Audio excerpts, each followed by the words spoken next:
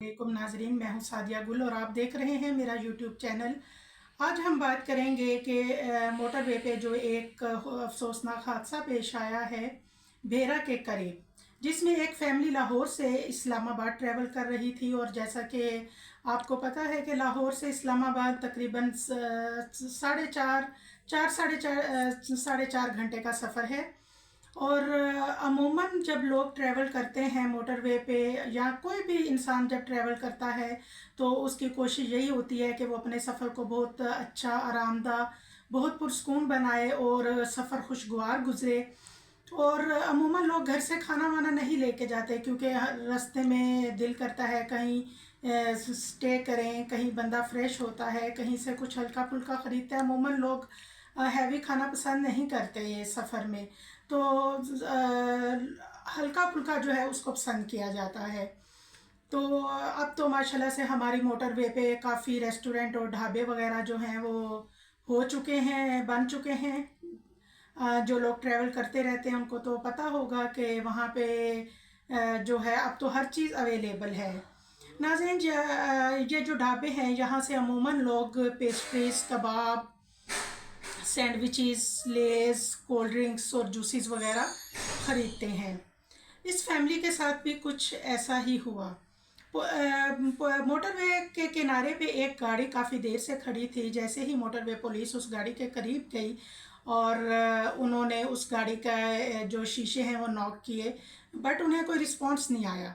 उसके बाद मजबूरन उन्हें उस गाड़ी के शीशे तोड़ने पड़े। जैसे ही उन्होंने इस गाड़ी के शीशे तोड़े, उन्होंने देखा कि अंदर 5 अफराद जो हैं वो बेहोश हैं।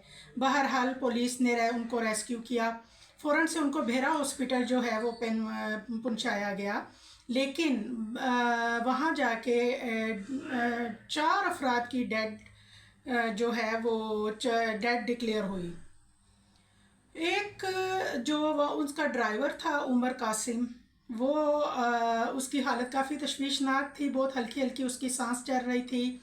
उसको फ़ौरन से भेरा से बलवाल हॉस्पिटल शिफ्ट किया गया, क्योंकि बलवाल जो है वहाँ के हॉस्पिटल में ज़रा फैसिलिटीज़ अच्छी हैं। उन्होंने वहाँ पे उसका स्टमक वॉश किया। जैसे ही उमर कासिम की बेहतर हुई उनकी हालत, तो उनसे उन्होंने जो बयान दिया वो कुछ यूँ था। वो कहते हैं कि जैसे ही हम खानका के करीब पहुँचे तो हमने वहाँ से किसी मार्ट से कुछ हल्की फुल्की चीज़ें, पैटीज़ और जूसेस वगैरह ख़रीदे और वो हमने खाए।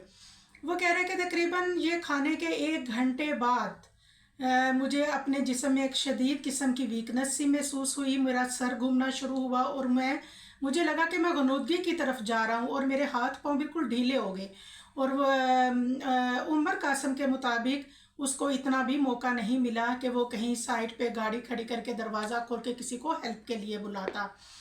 तो उसके बाद ये हुआ नाजरीन कि बर वक्त शायद उनको तिबी इमदाद भी नहीं मिल पाई।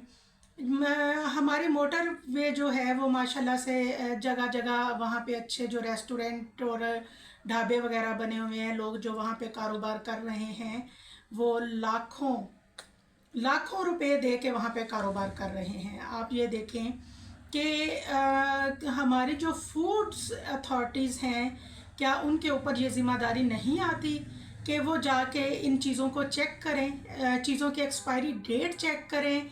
ये तो वाक़या चलें एक हुआ जिसमें इंसानी जानें ज़ाया हुई। ऐसे कई वाक़यात हो चुके हैं कि लोगों ने वहाँ पे देखा, सैंडविचेस वगैरह ख़रीदे, कबाब ख़रीदे और इस तरह की चीज़ें ख़रीदी, लेकिन बाद में देखा तो वो तो एक्सपायर थी और वो वहीं से उन्होंने वापस की। तो अमूमन होता ये है कि ख़ास तौर पे पैटीज, समोसास वगैरह इस तरह की जो चीज़ें होती हैं, इसमें ये होता है कि आपको कैसा गोश्त सप्लाई हो रहा है। आप उन चीज़ों की तैयारी के दौरान जो है ना वो ख़ास सफाई का ख्याल नहीं रखा जाता। कीड़े मकोड़े, छिपकलियाँ, जो डिस्प्ले और होता है, जबकि उसके बैकग्राउंड में जहाँ वो चीज़ें बन रही होती हैं वहाँ की सूरत हाल कुछ इतनी अच्छी नहीं होती। अगर आप देख लें तो शायद आपका दिल भी ना करे कि हम यहाँ से कुछ लेके खाएं। लेकिन मेरा सवाल सिर्फ ये है कि ये जो ऐसी बात नहीं कि हुकूमत ने इदारे तश्कील नहीं दिए होंगे। मेरा मकसद ये है कि इन सारी चीज़ों का ज़िम्मेदार कौन है। آپ کو پتہ ہے موٹر وے پہ، اب موٹر وے کسی وقت میں ہماری ایک شان ہوا کرتی تھی، لیکن اب موٹر وے پہ حادثات ہوتے ہیں، ریپ ہوتے ہیں، وہاں پہ اس طرح کے فوڈ پوائزننگ کے ایسے کئی واقعات جو ہیں وہ پہلے بھی ہو چکے ہیں۔ اور وہاں پہ جو لوگ ہیں، اگر کوئی ٹریول کر رہے ہیں اور کسی کی گاڑی خراب ہو گئی ہے تو آپ کو پتہ ہے وہاں پہ موجودہ لوگ جو ان کو اس وقت ہیلپ کرنی چاہیے، وہ ہیلپ کی بجائے ان سے ان کی دوران سفر ان کی مجبوریوں کا فائدہ اٹھاتے ہیں۔ اگر ان کی گاڑیاں خراب ہو جائیں تو اس کو ایک فالٹ کو ٹھیک کرنے کی بجائے اس کو مزید وہ کر دیتے ہیں کہ ہاں بھائی جتنی لوٹ مار کر۔ ان ساری چیزوں کا ذمہ دار کون ہے؟ یہ ہمارے ملک میں کیا ہو رہا ہے؟ روڈ ایکسیڈنٹ ہیں، آپ لاہور چلے جائیں، آپ اسلام آباد چلے جائیں، موٹر وے پہ چلے جائیں، آپ کہیں بھی سیو نہیں ہیں۔ آپ کراچی آئیں تو یہاں آپ چوروں ڈاکوں کے ہاتھ چڑھ جاتے ہیں یہاں پہ بندے کی جان جو ہے اس کی کوئی ویلیو نہیں ہے۔ جسٹ ایک موبائل کے پیچھے جہاں جوان بچوں کو قتل کر دیا جاتا ہے، ان کو گولی مار کے ہلاک کر دیا جاتا ہے۔ ڈاکوؤں کا ایک راج ہے پورے سندھ میں، ایک راج ہے ڈاکوؤں کا۔ اور ہمارے ملک میں کیا ہو رہا ہے، اور یہی کچھ وجوہات ہیں جس کی وجہ سے ہر بندہ جو ہے وہ اس ملک سے باہر جانا چاہتا ہے۔ لیکن میں سمجھتی ہوں یہ کوئی سلوشن نہیں ہے، یہ کوئی سلوشن نہیں ہے۔ یہ ہمارا ملک ہے، اس کو ہم نے بڑی قربانیوں سے حاصل کیا ہے۔ ہمیں چاہیے یہاں صرف ہم نہیں، ہمارے آنے والی نسلیں بھی یہاں رہیں گی، اور ہمیں چاہیے کہ ہم اس کی بہتری کے لیے جو ہو سکتا ہے وہ کریں۔ اور میں اپیل کرتی ہوں کہ یہ جو واقعات ہوئے ہیں، یہ ایک واقعات جس میں موٹر وے اور نتاشا جو ہے، نتاشا دانش جو امیر زادی جو لوگوں کو کچلتی پھر رہی ہیں، اور بہت سے بگڑے ہوئے امیر لوگوں کے بگڑی ہوئی اولادیں جو جگہ جگہ ایکسیڈنٹ، کسی کو مار دیا، کسی کا قتل کر دیا، کسی کے ساتھ کچھ کر دیا۔ آخر ان ساری چیزوں کو کنٹرول کب ہوگا؟ اللہ تعالیٰ آپ کو سب کو اپنے حفظ و امان میں رکھے، اللہ تعالیٰ آپ کو آسانیاں عطا فرمائیں۔